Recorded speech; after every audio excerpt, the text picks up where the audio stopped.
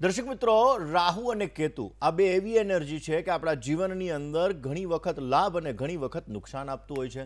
રંકમાંથી રાજા બનાવવાની તાકાત રાહુ મહારાજમાં છે. અને આ રાહુ મહારાજ જ્યારે જીવનની અંદર પોઝિટિવ રિઝલ્ટ આપવાનું ચાલુ કરે, સારું રિઝલ્ટ આપવાનું ચાલુ કરે, ત્યારે વ્યક્તિ જીવનની અંદર ઘણો બધો લાભ મેળવી શકે. અલગ અલગ સ્થાનની અંદર રહેલો રાહુ તમારા જીવનમાં અલગ અલગ પ્રભાવ પાડતો હોય છે. અલગ અલગ સ્થાનમાં રહેલો રાહુ એની એનર્જીને ક્રિએટ કરવા માટે, એની એનર્જીને સેટ કરવા માટે તમે અલગ અલગ ઉપાયો કરી શકો. દર્શક મિત્રો, કલિયુગની અંદર રાહુનો વિશેષ માત્રામાં પ્રભાવ પડે છે. રાહુ એ મસ્તક છે, કેતુ એ ધડ છે, ને એટલા માટે આ એનર્જીને જો વ્યવસ્થિત રીતે ક્રિએટ કરી લેવામાં આવે તો જીવનની દરેક પ્રકારની સમસ્યાઓનો અંત આવે છે. ઘરનું વાસ્તુ, ઓફિસનું વાસ્તુ અને એની સાથે સાથે આપણા જીવન ઉપર પણ રાહુનો વિશેષ માત્રામાં પ્રભાવ પડતો હોય છે. કેવી રીતે જાણશો કે તમારો રાહુ ખરાબ છે? કેવી રીતે જાણશો કે તમારા ઘરની અંદર વાસ્તુ દોષ છે, એમાં રાહુ તમારો ખરાબ થઈ રહ્યો છે, અને એના માટે તમારે કયા ઉપાયો કરવા જોઈએ? આ દરેક વિષયો ઉપર આપણે ચર્ચા કરવી છે. વાત આપણે એક છાયા ગ્રહ એટલે કે રાહુ અને કેતુની કરી રહ્યા છીએ. દર્શક મિત્રો, વેદ અધ્યયન ઉપર આપણે જો વિચાર કરવામાં આવે તો રાહુ એ અધિદેવતા, એના કાલ છે, એના પ્રત્યાધિદેવતા સર્પ છે, અને જ્યારે કેતુના અધિદેવતા ચિત્રગુપ્ત છે અને એના પ્રત્યાધિદેવતા એટલે કે અધિદેવતા બ્રહ્માજી કહેવામાં આવે છે. રાહુના ડાબા ભાગની અંદર ક્યાંક એવું કહેવાય છે કે જીવનની અંદર રાહુ છે એ સર્પ આકાર, રાહુ અને કેતુ એ સર્પ આકાર આવે. રાહુ અને કેતુની વચ્ચે જ્યારે બધા ગ્રહો આવી જાય તો એને આપણે કાલ સર્પ દોષ કહીએ છીએ. અને આ કાલ સર્પ દોષ જીવનની અંદર ઘણી બધી વસ્તુઓની અંદર, ઘણી બધા જીવનની અંદર ઘણી બધી તકલીફો અને ઘણી બધી સમસ્યાઓનો પણ વ્યક્તિને સામનો કરવો પડતો હોય છે. દર્શક મિત્રો, રાહુની એનર્જી એક એવી એનર્જી છે કે વ્યક્તિના જીવનની અંદર પોઝિટિવિટી જ્યારે ક્રિએટ કરે ત્યારે વ્યક્તિ રંકમાંથી રાજા બની જાય છે. અરે સારો રાજકારણી બનવું છે ને તો પણ રાહુ તમારો સારો હોવો જોઈએ. સારો બિઝનેસમેન તમારે બનવું છે તો પણ રાહુ તમારો સારો હોવો જોઈએ. દર્શક મિત્રો, આપણે જોઈએ છીએ કે ઘણા કલાકારો, ઘણા બધા એક્ટર એક્ટ્રેસ પોતે અલગ અલગ કિરદાર નિભાવતા હોય છે. અલગ અલગ પોતે ક્યાંક ને ક્યાંક કિરદાર નિભાવતા હોય, પરંતુ જેનો રાહુ સારો હોય ને એ દરેક કિરદારની અંદર ફિટ બેસી જતો હોય. બુમન ઈરાની તમે જોજો તો એ દરેક કિરદારની અંદર ફિટ બેસી જાય. એવી રીતે દર્શક મિત્રો, કોઈ પણ વ્યક્તિનો જ્યારે રાહુ સારો હોય તો એ વ્યક્તિ દરેક કિરદારની અંદર ફિટ બેસી જાય છે અને ઉત્તમ પ્રકારનો લાભ આપે છે. દર્શક મિત્રો, રાહુ એક એવી એનર્જી છે કે જે દેખાય છે, થતું નથી, ને પોતાના જીવનની અંદર સફળતા મેળવવા માટે રાહુ છે માયા છે. વ્યક્તિના જીવનની અંદર અલગ અલગ પ્રકારની માયા એ રાહુ દ્વારા ઉત્પન્ન થતી હોય છે. અને એટલા માટે દર્શક મિત્રો, રાહુ જીવનની અંદર પોઝિટિવ રિઝલ્ટ આપે. જેવી રીતે કેમેરો છે ને, કેમેરાની અંદર એક લેન્સ હોય છે. એ લેન્સને તમે આમ ફેરવો એટલે જે તમારું નિશાન છે કે જે વસ્તુનો તમે ફોકસ કરવા માંગો છો એ જ ફોકસ ઉપર જશે, બાકી બધું ધૂંધળું થઈ જશે. એવી જ રીતે રાહુ છે આપણા જીવનની અંદર એ જ વસ્તુ, આપણે જે વસ્તુ ઉપર ફોકસ કરવાનું છે એ વસ્તુ ઉપર જો આપણે ફોકસ કરવા માંડીએ તો રાહુની પોઝિટિવ એનર્જી આપણને ધ્યેય પ્રાપ્તિ સુધી, સફળતા પ્રાપ્તિ સુધી અને આપણા જીવનની અંદર સુંદર મજાની સફળતા પ્રાપ્ત કરાવે. રાહુ આપણા જીવનની અંદર રંકમાંથી રાજા બનાવી શકે એવી એનર્જી રાહુની અંદર રહેલી છે. દર્શક મિત્રો, જ્યારે રાહુ આપણો ખરાબ થાય, રાહુ આપણા જીવનની અંદર સમસ્યા ઉત્પન્ન કરે તો એક્સિડન્ટલી સમસ્યા ઉત્પન્ન થતી હોય છે, ઓચિંતાની સમસ્યા ઉત્પન્ન કરાવડાવે. જ્યારે ઘરની દિવાલોની અંદર તિરાડ પડવાની ચાલુ થાય, ઘરની અંદર ભેજનું વાતાવરણ વધારે પડતું થવા માંડે, ઘરની અંદર છત છે ક્યાંક ને ક્યાંક તકલીફમાં આવી જાય તો સમજી લેવાનું કે રાહુની એનર્જી ક્યાંક ને ક્યાંક ડિસ્ટર્બ થઈ રહી છે. અને રાહુની એનર્જી ડિસ્ટર્બ થાય એટલે વ્યક્તિના જીવનની અંદર ઘણી બધી સમસ્યાઓ ઉત્પન્ન કરાવે. ઓચિંતાનો નાણાકીય વ્યય કરાવડાવે, પારિવારિક ક્લેશ ઉત્પન્ન કરાવડાવે, વ્યાપારની અંદર સમસ્યા ઉત્પન્ન કરાવડાવે, ક્યાંક ને ક્યાંક બીમારી એવી આવી જાય કે બીમારી ડોક્ટર પણ ન ગોતી શકે. એટલે ક્યાંક ને ક્યાંક જોવા જઈએ તો આપણા જીવનમાં રાહુની એનર્જી આપણા જીવનની અંદર પોઝિટિવ અને નેગેટિવ દરેક પ્રકારનું રિઝલ્ટ આપતી હોય છે. દર્શક મિત્રો, એવું કહેવામાં આવે છે કે સંસારનું સુખ સહજ રીતે જ્યારે આપણને પ્રાપ્ત થાય અને રાહુ અને કેતુ જ્યારે જીવનની અંદર સમસ્યા ઉત્પન્ન કરાવડાવે ત્યારે કષ્ટ, દુઃખ અને સમસ્યા ઉત્પન્ન થતી હોય છે. દર્શક મિત્રો, રાહુ એક એવી એનર્જી છે કે જ્યારે રાહુ આપણા જીવનની અંદર, રાહુ જ્યારે ખરાબ થાય ને ત્યારે માઇન્ડ ભ્રમિત કરી દે. અરે આ કરવું, ના ના ના, આ કરવું તો બેટર રિઝલ્ટ મળે. આ વસ્તુ રાહુ કરાવડાવે.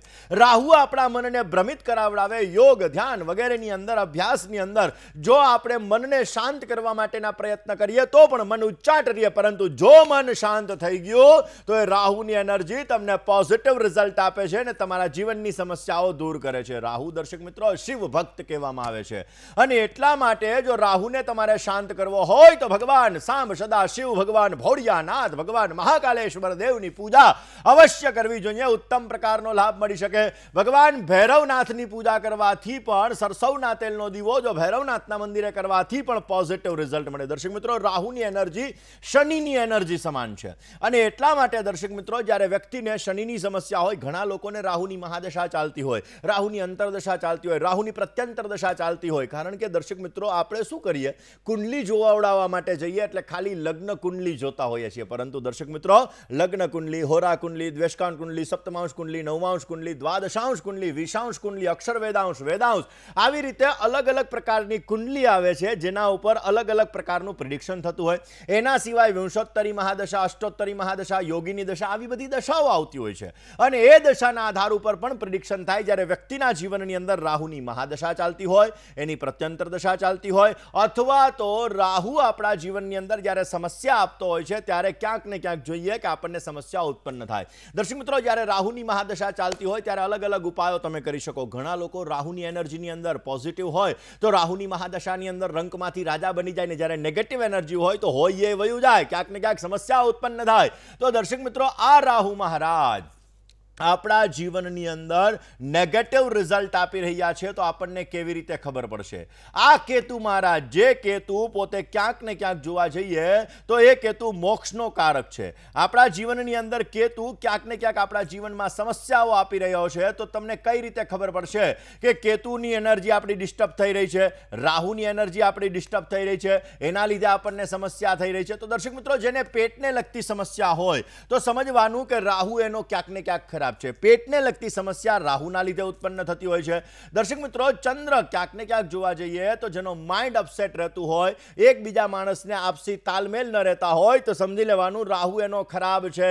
ક્યાંક ને ક્યાંક પોતે વાત ઉપર ઝઘડો કરી બેસે, વાત ઉપર મારો પિત્તો છટકી ગયો એટલે કે મગજ છટકી ગયો એવી વાત કરે તો સમજી લેવાનું કે ક્યાંક ને ક્યાંક એની રાહુની એનર્જી ખરાબ છે। જેની વાણી ખરાબ છે તો રાહુની એનર્જી ખરાબ છે। વાહન દુર્ઘટના વારંવાર થાય છે તો રાહુ તમારો ખરાબ છે। અપજશનો તમે ભોગ બની રહ્યા છો તો તમારો રાહુ ખરાબ છે। તમને સારા મિત્રો નથી મળી રહ્યા, સ્વાર્થમ વિહાય પરકાર્ય પરસ્તુ નિત્યમ નિંદ્યમ વિહાય રુચિરંચ કરોતિ કર્મ, ક્યાંક ને ક્યાંક તમને મિત્રો બધા સ્વાર્થી મળી રહ્યા છે તો સમજી લેવાનું રાહુની એનર્જી તમારી ખરાબ છે, રાહુ તમારો ડિસ્ટર્બ છે ને એના લીધે રાહુ તમને સમસ્યા આપી રહ્યો છે। ને આજ રાહુ તમને રાજકારણની અંદર સારી સફળતા આપી શકે, આજ રાહુ તમને બિઝનેસની અંદર સારી સફળતા આપી શકે, આજ રાહુ તમને નોકરીની અંદર સારી સફળતા આપી શકે, પરંતુ રાહુની એનર્જી ઠીક હોય તો, રાહુની એનર્જી સારી હોય તો રાહુની એનર્જીને સારી કઈ રીતે કરવી? કેતુના લક્ષણોના આધારે જાણીશું કે કેતુની એનર્જી ખરાબ છે તો આપણને કેવી રીતે ખબર પડશે અને એ કેતુની એનર્જીને ઠીક કરવા માટે કયા ઉપાયો કરવા? દર્શક મિત્રો, વાત કરીશું કે રાહુ માટે આપણે કયા ઉપાયો કરવા જોઈએ।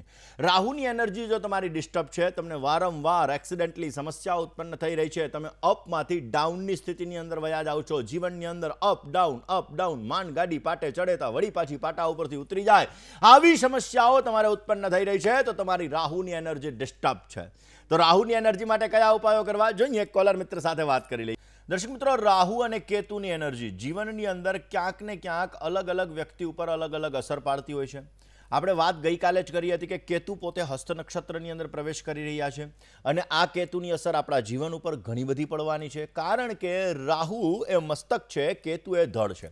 હવે તમારે માની લો કે રાહુ તમને નેગેટિવ એનર્જી આપી રહ્યો છે, રાહુના લીધે તમારા જીવનમાં સમસ્યાઓ સર્જાઈ રહી છે, તો એના અલગ અલગ ઉપાયો છે, અલગ અલગ ટોટકાઓ છે કે જે ઉપાયો કરવાથી તમને વિશેષ માત્રામાં ફળ મળી શકે।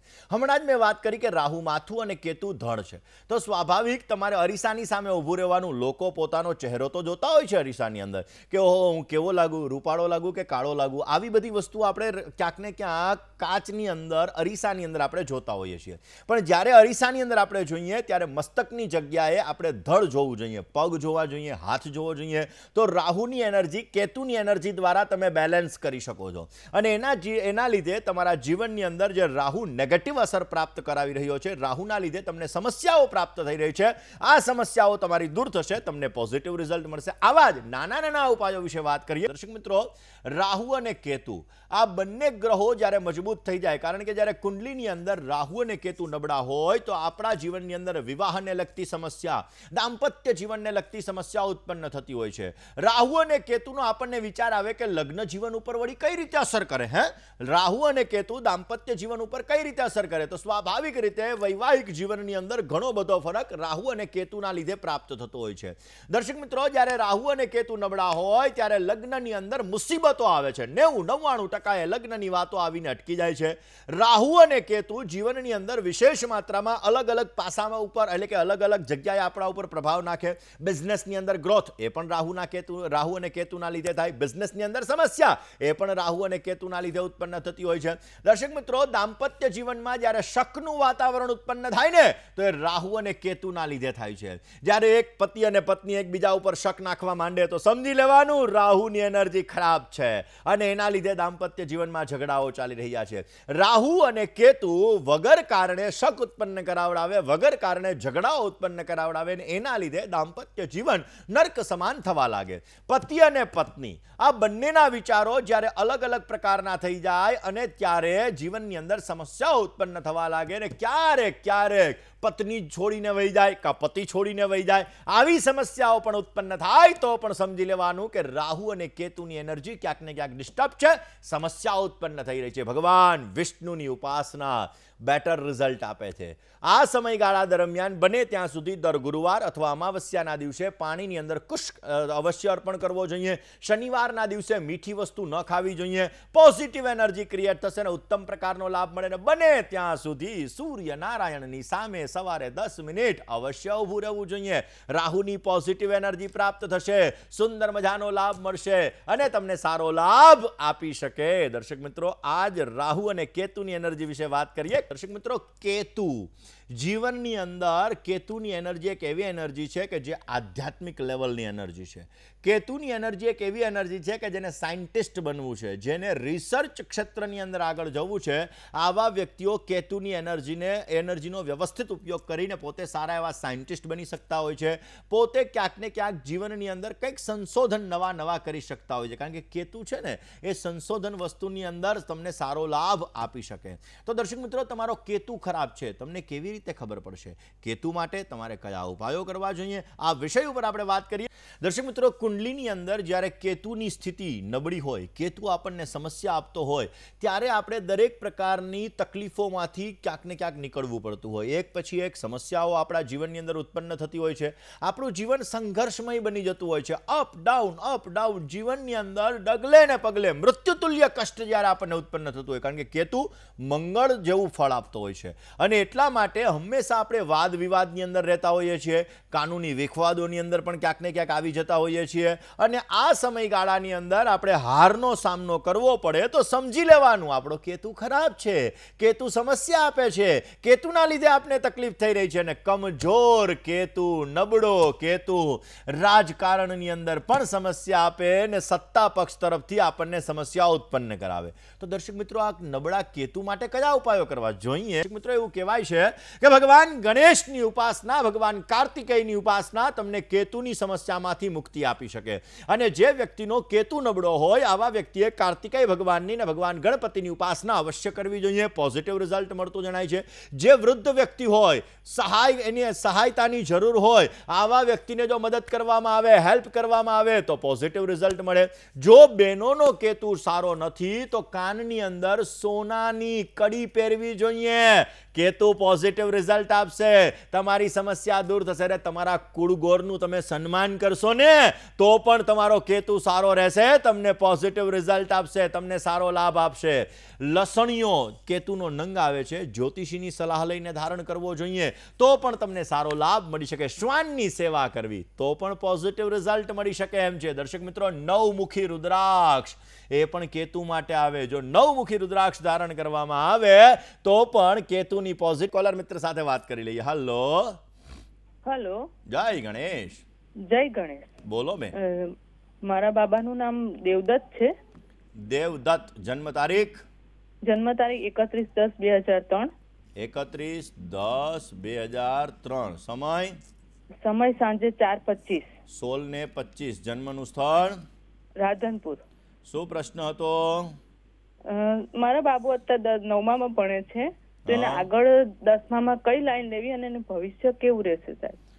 જો જન્માક્ષરની વાત કરવા જઈએ તો કોઈ પણ વ્યક્તિના જન્માક્ષરની અંદર પહેલામાં વહેલા તો એવી વસ્તુ છે કે જ્યારે જીવનની અંદર ઉત્તમ પ્રકારનો લાભ પ્રાપ્ત કરવા માટે જ્યારે જન્માક્ષર એમાં સૂર્યકેતુનો ગ્રહણ યોગ બની રહ્યો છે. જ્યારે સૂર્યકેતુનો ગ્રહણ યોગ હોય ત્યારે મહેનત કરવા છતાં ફળનું પ્રમાણ ઓછું પ્રાપ્ત કરાવડાવે, જીવનની અંદર ડગલે ને પગલે અમુક સમયાંતરે સંઘર્ષ ઉત્પન્ન કરાવડાવે. 6થા સ્થાનની અંદર ગુરુ મહારાજ છે. 6થા સ્થાનની અંદર ગુરુ મહારાજ છે એટલે પેટને લગતી સમસ્યાઓ ઉત્પન્ન થતી જણાય, પરંતુ એક્સિડેન્ટલી જોવા જઈએ તો આના જીવનની અંદર કોઈની નીચે કામ કરવું આને ઓછું ગમશે. 12મા સ્થાનમાં મંગળ મહારાજ છે, ટેકનોલોજીને લગતા ફિલ્ડની અંદર આગળ વધી શકશે.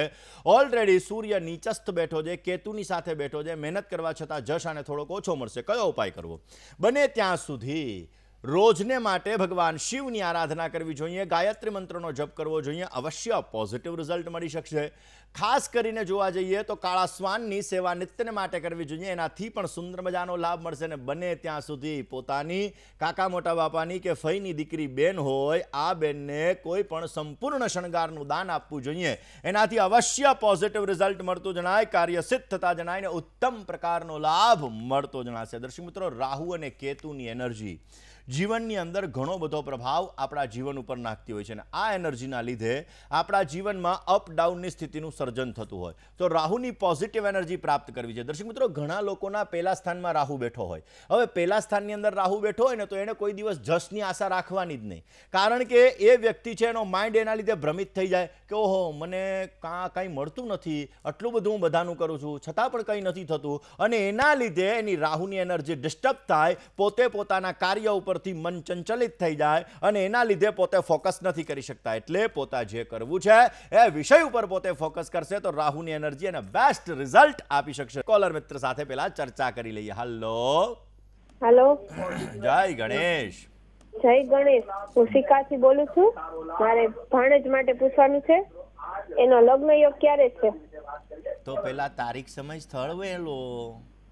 એનું જન્મ સ્થળ છે સિકા અને જન્મ તારીખ છે 12-10-99 અને સમય રાત્રે 1:20. રાતને 1:20 એટલે બેન 11 ની રાત 12 ની સવાર કે 12 ની રાત 13 ની સવાર? 11 ની રાત ને 12 ની સવાર. બોલો, હવે પ્રશ્ન શું હતો? એના લગ્ન યોગ ક્યારે છે? લગ્ન કરી જ નાખવા છે? હા, કરવા જોઈએ ને ભાઈ. ચલો જન્માક્ષરની વાત કરીએ. કન્યા લગ્નની કુંડલી છે, સપ્તમાધિપતિ ગુરુ મહારાજ અષ્ટમ સ્થાનમાં છે. દર્શક મિત્રો, કોઈ પણ વ્યક્તિની કુંડલી હોય, આ કુંડલીની અંદર લગ્ન માટે 7મું સ્થાન જોવું બહુ જરૂરી હોય છે. નવમાંશ કુંડલીનો અભ્યાસ કરવો પણ બહુ જરૂરી હોય છે, કારણ કે નવમાંશ કુંડલી દાંપત્ય જીવન માટે, લગ્ન માટે હોય. હવે નવમાંશ કુંડલીની અંદર સપ્તમાધિપતિ શનિ મહારાજ 3જા સ્થાનમાં મંગળથી દ્રષ્ટ છે, સપ્તમ સ્થાનની અંદર બુધ મહારાજ છે, સૂર્યની સંપૂર્ણ દ્રષ્ટિ પડે છે. જ્યારે લગ્ન કુંડલીની અંદર સપ્તમાધિપતિ ગુરુ મહારાજ પોતે અષ્ટમ સ્થાનમાં બિરાજમાન છે, શનિની મહાદશામાં, મંગળની પ્રત્યંતર દશા ચાલી રહી છે. સપ્તમાધિપતિ અષ્ટમ સ્થાનમાં જે વૈધવ્ય યોગનું સર્જન કરે. લગ્ન કરતા પહેલા દીકરો હોય તો દીકરો હોય તો અર્ક વિવાહ અને દીકરી હોય તો કુંભ વિવાહ કરવા અત્યંત જરૂરી હોય છે. જન્માક્ષરની અંદર મંગળ દોષ છે જે લગ્નમાં ચોઇસ પ્રોબ્લેમ ક્રિએટ કરાવડાવે. ઓલરેડી જન્માક્ષરમાં પહેલા સ્થાનમાં સૂર્ય મહારાજ છે, રોજ સવારના પૂરમાં સૂર્યને જલ અર્પણ કરવું જોઈએ. આમના જન્માક્ષર મુજબ જોવા જઈએ તો દ્રષ્ટિ દ્વારા થતા શનિ ચંદ્રના વિષયોગની પૂજા કોઈ પણ ભૂદેવ પાસે આપ અવશ્ય કરાવી લેજો, જેથી પોઝિટિવ રિઝલ્ટ મળે. પ્રદોષ જે આવતો હોય છે, આ પ્રદોષની પૂજા કરવાથી વિશેષ માત્રામાં ફળ મળશે, લગ્નને લગતી સમસ્યાની દૂર થશે ને સારો લાભ મળતો જણાય. બુધનો પન્ના ટચલી આંગળીની અંદર આને ધારણ અવશ્ય કરી લેવો જોઈએ. લગ્ન માટે કન્યા રાશિ, ધન રાશિ, મેષ રાશિ ને કર્ક રાશિ, આ 4 રાશિ સાથે આમને ઉત્તમ પ્રકારની લેણાદેણી બની રહી છે. ટેન્શન ના લો, જૂન મહિના પછી સુંદર મજાનો લગ્ન યોગ ચાલુ થવા જઈ રહ્યો છે. પ્રયત્ન કરશો તો પ્રયત્નો ફલીભૂત થશે. ઉપાયો કરજો જેથી જીવનની અંદર સારો એવો લાભ મળતો જણાય. દર્શક મિત્રો, વાત કરવી છે કોલર મિત્ર સાથે, સમસ્યાનું સમાધાન મેળવવા પ્રયત્ન કરીએ. હલો. હેલો. હેલો. જય ગણેશ. જય ગણેશ. બોલો. મારા બાબા વિશે પૂછવાનું છે. નામ, તારીખ, સમય અને સ્થળ. એની જન્મ તારીખ છે 9/2/98. સમય અને સમય છે 8 ની રાત્રે 12:32 અને 9 ની સવારે. જન્મ સ્થળ વડોદરા. શું પ્રશ્ન હતો? એને એટલે નો જોબ તો આમ કરે છે પણ તો પણ એમ સારી જોબ એને જોઈએ છે કોઈ કંપનીમાં, અને એના લગ્ન ક્યારે થશે કેમ કે છોકરીઓ જોઈએ છે પણ કઈ મેળ નથી પડતો. ચલો, મકર લગ્નની કુંડલી છે. મકર લગ્નની કુંડલી હોય, કોઈ પણ વ્યક્તિની મકર લગ્નની કુંડલી હોય એટલે થોડોક જિદ્દ સ્વભાવ ક્યારેક ક્યારેક ઉત્પન્ન થાય. સૂર્ય બુધનો બુધાદિત્ય યોગ છે. 6ઠ્ઠા સ્થાનની અંદર ચંદ્ર મહારાજ છે જે મિથુન રાશિના છે. માઇન્ડ ક્યાંક ને ક્યાંક નહીં આ છોકરી સારી, ના ના આના કરતાં આ છોકરી સારી. ચંદ્રની શુક્ર ઉપર દ્રષ્ટિ છે. ઇમોશનલ એટેચમેન્ટ વધારે પડતું રખાવે એટલે કે લાગણીશીલ વ્યક્તિ છે. ગુરુ, મંગળ અને કેતુ આ 3 ગ્રહો સાથે છે. આવડત હોવા છતાં અમુક સમયાંતરે વ્યક્ત કરવામાં થોડીક સમસ્યા ઉત્પન્ન થાય. ગુરુ મંગળનો લક્ષ્મી યોગ છે, ચિંતા ન કરો. નાણાકીય સફળતા બહુ જ સારી એવી ઉત્પન્ન થશે. આમનો લગ્ન માટેનો યોગ ઓલરેડી હવે ચાલુ થવા જઈ રહ્યો છે. અત્યારે બુધની મહાદશા છે, બુધની પ્રત્યંતર દશા ચાલી રહી છે. ઓલરેડી આમના જન્માક્ષર મુજબ 6/3/2024 પછીથી આમનો લગ્ન યોગ સુંદર મજાનો ચાલુ થવા જઈ રહ્યો છે, જેમાં કુંભ રાશિ, વૃષભ રાશિ, કન્યા રાશિ ને ધન રાશિ આ 4 રાશિ સાથેની ઉત્તમ પ્રકારની લેણાદેણી બની રહી છે. પ્રયત્ન કરવાથી પ્રયત્નો ફલીભૂત થશે, સુંદર મજાનો લાભ મળશે અને કાર્યો અવશ્ય સિદ્ધ થતા જણાશે. કોલર મિત્ર સાથે વાત કરીએ, સમસ્યાનું સમાધાન મેળવવા પ્રયત્ન કરીએ. હેલો, જય ગણેશ. જય ગણેશ મુકુંદભાઈ. મારે મારા બાબા વિશે નામ, તારીખ, સમય, સ્થળ.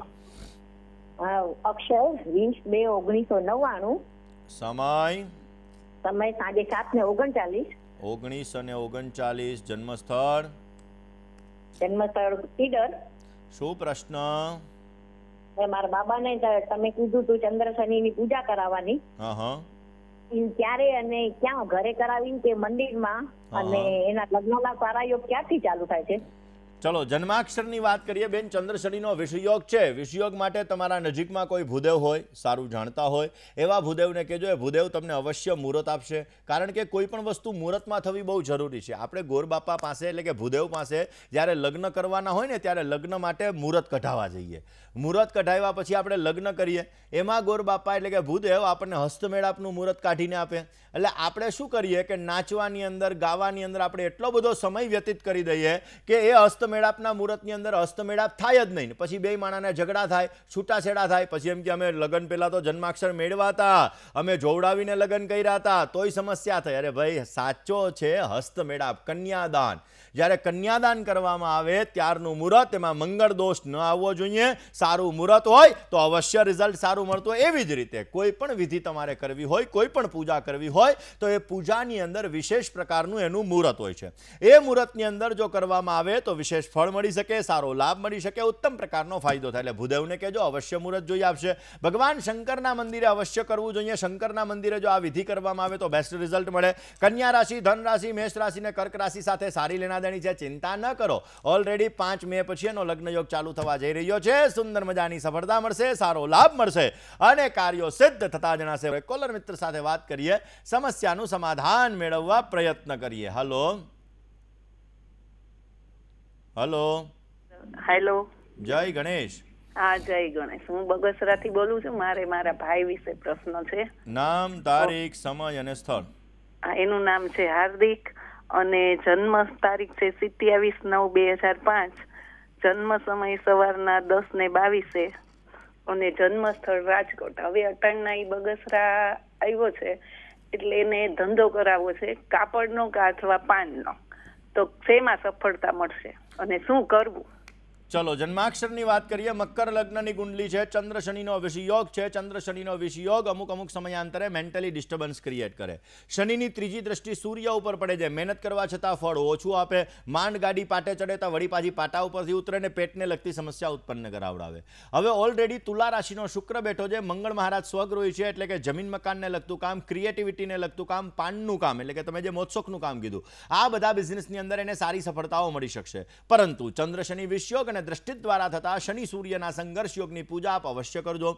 તમારા ભાઈને એવું કહેજો કે અવશ્ય એને સારો લાભ જોઈએ. રોજ હનુમાન ચાલીસાનો પાઠ કરે. 5 મુખી હનુમાન હોય, આ 5 મુખી હનુમાનના મંદિરની અંદર દર્શન કરે, અવશ્ય પોઝિટિવ રિઝલ્ટ મળતો જણાશે અને સારો લાભ મળી શકે. એક કોલર મિત્ર સાથે પેલા ચર્ચા કરી લઈએ. હેલો.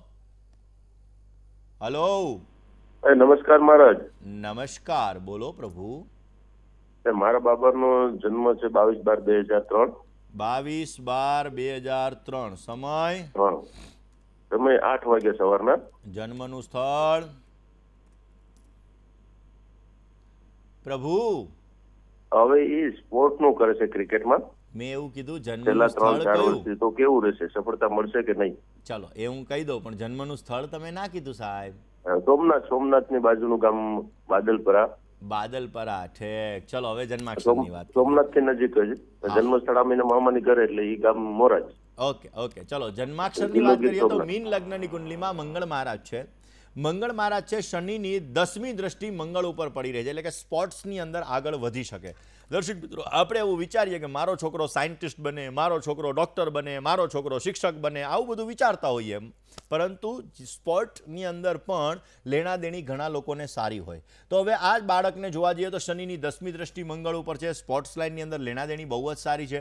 દશમ સ્થાનની અંદર સૂર્ય મહારાજ બેઠા છે. શનિની સૂર્ય ઉપર દ્રષ્ટિ છે. દશમે સૂર્ય હોય ને એટલે પિતા પ્રત્યે લાગણી ઘણી બધી હોય, પરંતુ શનિની દ્રષ્ટિ સૂર્ય ઉપર પડે છે એટલે અમુક સમયે વૈચારિક મતભેદો ઉત્પન્ન કરાવડાવે. પણ ચિંતા ન કરો, સ્પોર્ટ્સ લાઇનની અંદર આગળ વધી શકશે. એ માટે પ્રયત્ન કરો, અવશ્ય પ્રયત્ન એના ફલીભૂત થશે. દ્રષ્ટિ દ્વારા થતા શનિ સૂર્ય સંઘર્ષ યોગ, બીજે રાહુ નાગ દોષ, એની પૂજા અવશ્ય કોઈ પણ ભૂદેવને કહેજો, અવશ્ય કરે, જેથી પોઝિટિવ રિઝલ્ટ મળતું જણાશે. એમના જન્માક્ષરની અંદર પંચમાધિપતિ ભાગ્યસ્થાનની અંદર વૃશ્ચિક રાશિની અંદર ચંદ્રમાં વિરાજમાન છે. એટલા માટે બને ત્યાં સુધી ટચલી આંગળીની અંદર ચંદ્રનું મોતી ધારણ કરાવી દો, પોઝિટિવ રિઝલ્ટ મળશે, કાર્યસિદ્ધ થશે, ભાગ્યનો સપોર્ટ મળશે, ઉત્તમ લાભ મળતો જણાશે. હલો, જય ગણેશ મુકુંદભાઈ. જય ગણેશ, બોલો પ્રભુ. મારા બાબા માટે પૂછવું છે. હા હા, એનું નામ દર્શન છે. જન્મ તારીખ એની 11/9/2003. સમય સવારે 5 વાગે, ગુરુવાર. જન્મ સ્થળ સુરત. શું પ્રશ્ન હતો? એના ભવિષ્ય માટે પૂછવું હતું. અત્યારે એનિમેશન નું કોર્સ કરે છે અને જોબ બી કરે છે CNC નું. એનું આગળનું ભવિષ્ય કેવું રહેશે એના માટે પૂછવું. ચલો ભવિષ્યની વાત કરવા જઈએ તો લાભસ્થાનમાં સ્વગૃહી સૂર્ય મહારાજ બિરાજમાન છે. સૂર્ય, બુધ અને ગુરુ 3 ગ્રહો સાથે છે. નાણાકીય સફળતા સારી મળે, પરંતુ શનિની સૂર્ય ઉપર દ્રષ્ટિ છે, જે સંઘર્ષ યોગનું સર્જન કરે. મહેનત કરે, ફળનું પ્રમાણ થોડુંક અમુક સમયાંતરે ઓછું અપાવડાવે. ખાસ કરીને જોવા જઈએ તો શનિ સૂર્યનો સંઘર્ષ યોગ. શનિની 7મી દ્રષ્ટિ ગુરુની રાશિ ઉપર પડે છે. શનિની 10મી દ્રષ્ટિ ચંદ્ર ઉપર પડે છે, જેના લીધે અમુક સમયે મેન્ટલી ડિસ્ટર્બન્સ ક્રિએટ કરાવડાવે. ક્યાંક ને ક્યાંક જોવા જઈએ તો કન્યા રાશિની અંદર શુક્ર મહારાજ બિરાજમાન છે. લગ્નાધિપતિ શુક્ર 12મા સ્થાનની અંદર છે. જન્મભૂમિથી દૂર લેણાદેણી સારી રખાવડાવે. ક્રિએટિવિટી વાળા વર્કની અંદર તમે એનિમેશનનું વર્ક કીધું, એની અંદર અવશ્ય એને સારી લેણાદેણી છે, પરંતુ શનિ સૂર્ય સંઘર્ષ યોગ અને શનિ ચંદ્ર વિષયોગ હોવાના લીધે જીવનમાં થોડીક સમસ્યાઓનો એને સામનો કરવો પડે. દર મહિને આવતી શિવરાત્રિએ ભગવાન શંકરની પૂજા કરવી જોઈએ. હમણાં મહાશિવરાત્રિ આવે છે, 8 તારીખે જ છે. જો આ મહાશિવરાત્રિ ઉપર પણ જો લઘુરુદ્રાભિષેક કરવામાં આવે તો વિશેષ માત્રામાં સફળતા મળતી જણાશે. રોજ સાંજના સમયે હનુમાન ચાલીસાનો પાઠ કરવાનું કહેજો, અવશ્ય પોઝિટિવ રિઝલ્ટ મળશે ને સારો લાભ મળતો જણાય.